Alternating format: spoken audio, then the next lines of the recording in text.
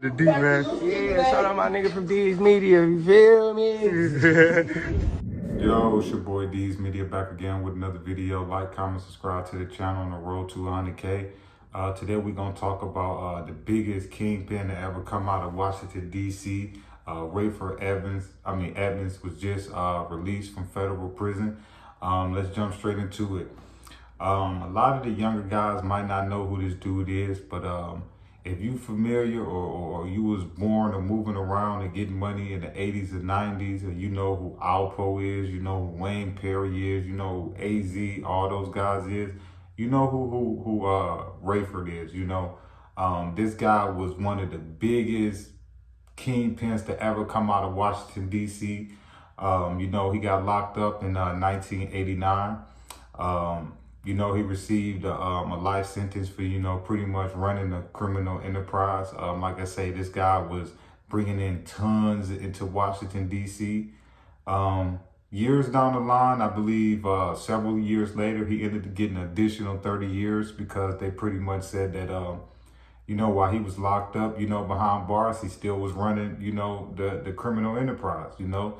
So he received an additional 30 years. In 1996, I believe, you know, the federal government got a call that, you know, he wanted to work out a deal. And pretty much he cooperated with the government and helped them bring down some dealers in D.C. I don't know if he gave up, you know, his connect and all of that, because I want to make sure I say the right thing. But I know definitely he gave up some dues in D.C. But that's how he was able to get, you know, to get released, you know, this month. You know, if he wouldn't have cooperated, you know, he would have had life in prison, you know, plus the additional 30 years, you know. At the end of the day, man, one of the things that people gonna say that's not in his shoes, they gonna call this dude a snitch, they gonna call this dude a rat. You know what I'm saying? When you serving 25, 30, 40 years, that's plenty of time to think about all your wrongdoings and everything that you did wrong. You know, do I feel like this guy paid his debt to society? Yeah. You know, I feel like at this point in his life, you know, it's all about him reconnecting with his kids and, you know, connecting with his last of the family members that's probably left. You know, he probably lost his father, a lot of loved ones. So, you know, right now, man, I feel like he got a second chance at life, you know, and ultimately what he do with it now is going to determine his next life, you know. It's a lot of kids in D.C. and around the world that he could talk to, that'll listen to him, because like I say, if you in that line of business and, you know, your hope is to ever be a kingpin, you know, that's a person who you would listen to, you know. A lot of these shorties out here wouldn't listen to me and you because we ain't experienced some of the stuff that they experienced. And anybody in the game, you know, that experience certain things, they can relate to Ray, you know, because like I say, you talking about a guy that built one of the biggest criminal enterprise in Washington, D.C. in the 80s when D.C. was murder capital, you know. A lot of people don't really know that. A lot of people think D.C. is sweet because, you know, it got the White House and all of that. But since the 80s and the 90s and still to today, you know, Washington, D.C. is a place to where, you know, if you ain't no wolf, you ain't gonna be hanging out in them streets and doing certain things, you know. But like I say, man, this guy been locked up since 1989. If you go do the math, 1989 all the way to 2024, this guy did 11 plus 24. This guy did 34 years in prison, you know. He did 34 years in prison, you know. So at the end of the day, man, for all the kids out there, man, this is the type of punishment that you're going to get when you in them streets, you know. When you in them streets and you getting money and you out here gang banging and you sliding and you doing certain things, you got to accept that this is the type of sentence that you may get, you know. You think he knew in 1989 when he was getting money and doing all those things that he was going to spend almost the next 40 years of his life in prison and lose everything and have to pretty much start all over and watch your relatives pass away and your kids, you don't got a relationship with your kids because you've been locked up the last 40 years. If you really think about it, you know, his kids got kids now, you know? So it's like, not only do he got to build a relationship with his kids, he got to build a relationship with his grandkids, you know? But that's what happens when you in the streets, you know? The streets will take everything from you, you know? The streets don't care who you is. They don't care if you a big fish or a small fish, you know? they'll take everything from you, you know.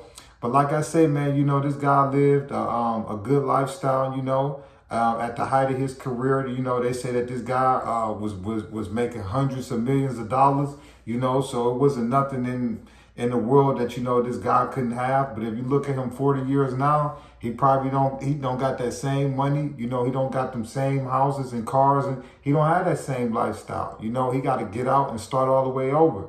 You know, it's a good thing that his name carries a lot of popularity, so he gonna be able to do interviews, and you know, if he create a podcast and stuff, he got a chance to, you know, to tell his story, you know. But other than that, you know, that famous lifestyle of driving Benzes and $1 million in juries and eating steaks and lobsters every day, and you know, 5, 6 different houses in one city, he don't got that lifestyle no more, you know. So for all the kids out there, or all the young men or young women that's out there that's in them streets, y'all better take heed to this man's lifestyle and his story, what he been through.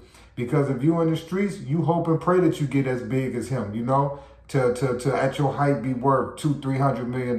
You hope you get as far as him in the street. But at the end of the day, what do we got now? Do we got $200-300 million now? Do he got Benzes and Bentleys and everything that he had in 1989 when they arrested him? No, you know. So at the end of the day, man, let this be a life lesson, man. But famous DC kingpin, Rayful Edmonds, that been locked up since 1989. In 1989, he received a life sentence for pretty much his role and pretty much being the top dog. You know, one of the most DC crucialest, roughest, dangerous crews that was out at that time. You know, but like I say, man, you know, he served his time, man. He did 34 years in prison, man. Like I said, if you do the math from 1989 all the way up to 2024 when he got released, that's 34 years that man did. He did 34 years, man, you know. But like I say, at the height of his career, the feds say that he made $200-300 million, you know. But like I say, when it all came crashing down, he got hit with everything, you know. He got hit from bodies to weapons to work to. He got hit with so much stuff, man, that you can see at the end, man, he ended up having to do almost 40 years. And if he wouldn't have cooperated in 1996, I don't think we'll be seeing him out and free today. So for all the kids out there, man, use his story as an example, man. Ain't no love, ain't no loyalty in the streets. And definitely when they catch you, they ain't going to show you no leniency. So if you ain't ready to do 40 years how Ray just did, don't step in them streets. It's your boy D's Media signing out. Peace, positivity, network growth. Let's save these kids. It ain't never too late. I love y'all, man. We signing out. The D, man. Yeah, shout out my nigga from D's Media. You feel me?